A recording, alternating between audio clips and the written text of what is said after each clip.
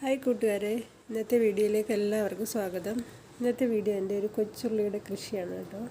കുറച്ച് ദിവസമായി ഞാൻ ഉള്ളി എടുത്ത് നട്ടിട്ട്. അപ്പം ഈ നടുന്നത് ഒരു ചെറിയ ടബിലേക്കാണ്. അതിലാദ്യം കുറച്ച് കമ്പോസ്റ്റ് ആയിട്ടില്ല, പകുതിയെ ഡീകമ്പോസ് ആയിട്ടുള്ള കരിയിലയാണ് ഞാൻ അതിലിട്ടേക്കുന്നത്. അതിൻ്റെ പുറത്തോട്ട് കുറച്ച് മണ്ണിട്ടതിന് ശേഷം നമ്മുടെ ഉള്ളി നട്ട് കൊടുക്കുകയാണ്. അപ്പം നല്ല കുറച്ച് ഉള്ളി കിട്ടിയപ്പോൾ എനിക്ക് തോന്നി ഒന്ന് നട്ട് നോക്കാമെന്ന്. നമുക്കധികം സ്ഥലമൊന്നും ഇല്ലാത്തതുകൊണ്ട് എവിടെയെങ്കിലുമൊക്കെ ചെടിച്ചട്ടിയിലും ടബിലും അതുപോലെയൊക്കെയുള്ള ചെറിയ ചെറിയ പാത്രങ്ങളിലൊക്കെ ആക്കിയാണ് കൃഷി ചെയ്യുന്നത്. കുഞ്ഞൊരു ടെറസിൽ എന്തോരം വയ്ക്കാൻ പറ്റുമോ അത്രയും ഞാൻ വെച്ച് കൃഷി ചെയ്യാറുണ്ട്. പിന്നെ നല്ല തണുപ്പ് സമയത്തൊന്നും അധികമൊന്നും ഉണ്ടാകാറില്ല. ഇപ്പം ചൂട് തുടങ്ങിയല്ലോ, അപ്പം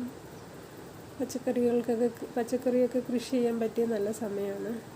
അപ്പം വിത്തുകളൊക്കെ ഉള്ളതൊക്കെ എല്ലാം ഞാൻ നട്ട് ഓരോന്നൊക്കെ പിടിപ്പിച്ചെടുക്കുന്നുണ്ട്. ഇത് കുറച്ചുകൂടെ നേരത്തെ നടേണ്ടതായിരുന്നു. ഇനിയിപ്പം മഴയാവുന്നതിന് മുമ്പ് ഇത് റെഡിയായി കിട്ടുമോയെന്നറിയില്ല. എന്തായാലും നടുകയാണ്.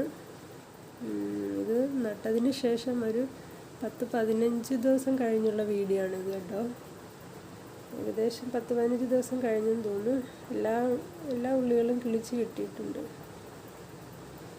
അപ്പോൾ ഇനി ഇതിന് കുറച്ച് മണ്ണൊക്കെ ഇട്ട് കൊടുക്കണം. പുറമേ മണ്ണും ഇച്ചിരി കമ്പോസ്റ്റോ അല്ലെങ്കിൽ എല്ലുപൊടിയും കൂടെ മിക്സ് ചെയ്തിട്ട് കൊടുക്കണം.